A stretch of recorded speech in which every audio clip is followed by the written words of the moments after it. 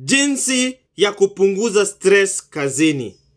Kama unafanya kazi mahali ambapo unapata stress kila wakati, mara bosi ndio huyo anakuongelesha vibaya, wafanyikazi wenzako ndio hao wanakutreat tu vibaya, yani jioni ukirudi kwa nyumba unafeel tu unatamani kuacha hiyo kazi, lakini ukikumbuka uko na mashida, uko na tabu, uko na bills za kulipa, kesho yake unaamka tunaenda kazini.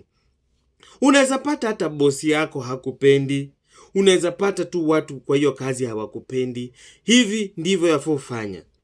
Asubuhi ukiamka tu vizuri, make sure umekula vizuri kabisa. Chukua bagi yako ama enda tu kazini kama kawaida. Ukishafika hapo kazini, ambia bosi yako, bosi nataka tuongee.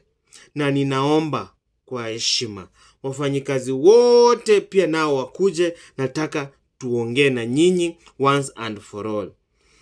Waambie hivi, mimi nimeamua sasa sitaki kukosana na mtu yoyote kwa hii kazi.